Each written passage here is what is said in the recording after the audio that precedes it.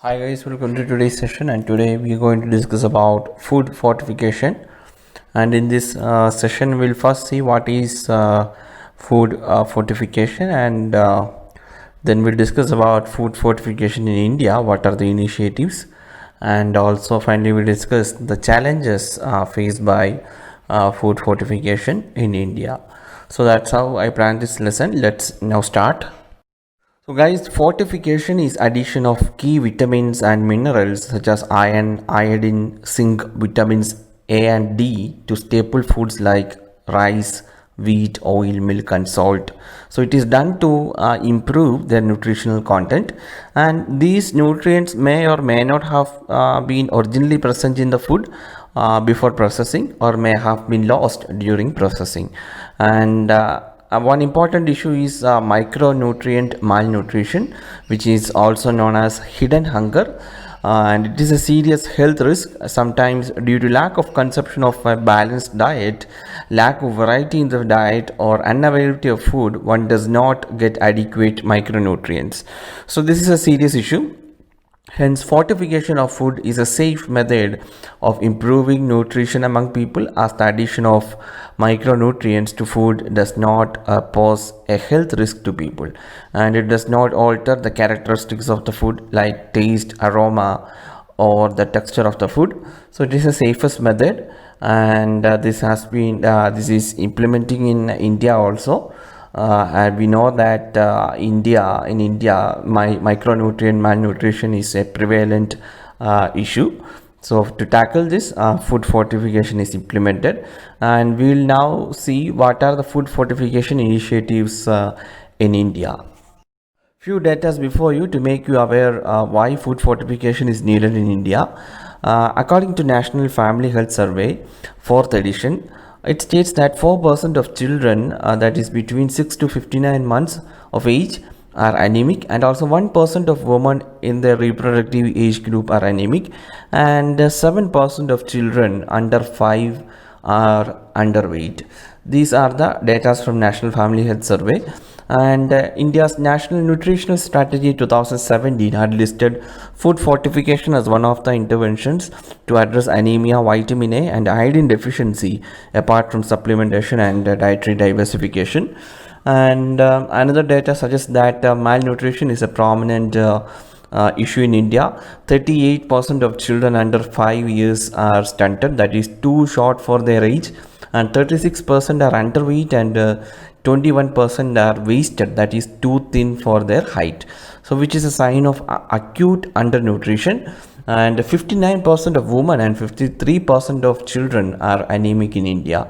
So upon this data, the Food Safety and Standards Authority of India, that is FSSAI, made standards for fortification in Food Safety and Standards Regulations 2018 for 5 staples, that are wheat, rice, milk, soil and salt. And the standards are given for wheat and rice fortification with iron, folic acid and vitamin B12, the deficiency of which causes anemia. Besides, other B vitamins are also added, and standards are provided for oil and milk fortification with vitamin A and vitamin D, the deficiency of which causes night blindness and rickets respectively. And salt fortification with iron along with iodine to prevent goiter is also introduced. And the food companies who wish to add micronutrients to these staples sold in packages will also have to follow standards set by FSSAI. And if the product is fortified according to the standards, the package will carry an +F label, you can see in the screen now. And the Union Ministries of Women and Child Development, Human Resource Development and Consumer Affairs, and Food and Public Distribution have mandated the distribution of fortified wheat flour, rice, oil and double fortified salt in their schemes. That schemes are integrated child development schemes, services, midday meal scheme and public distribution system. So these initiatives are being implemented, and these are the initiatives to tackle this malnutrition issues in India, and by introducing the food fortification in the staples. And we will now see the challenges. What are the challenges faced by food fortification initiatives in India?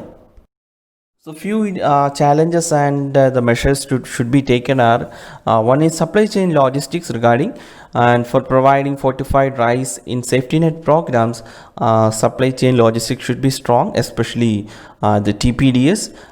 It needs to be addressed at a state level. And another suggestion is that revision of financial norms to absorb incremental cost of fortification, so that states are able to include fortified rice in their safety net programs. And alignment of supply and demand is needed.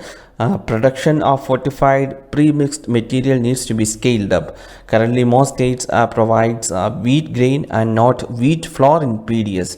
So wheat flour has limited shelf life to 2 to 4 months.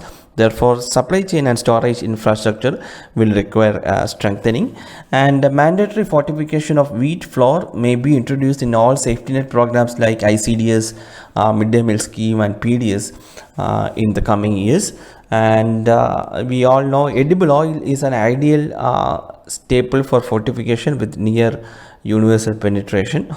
It is recommended that all edible oil sold in packaged form for consumption at household level should be mandatorily fortified. So these are the challenges and the measures to be adopted for the better implementation of this food fortification. So that's all about today, guys. We'll meet tomorrow with another topic. Thank you for watching this lesson.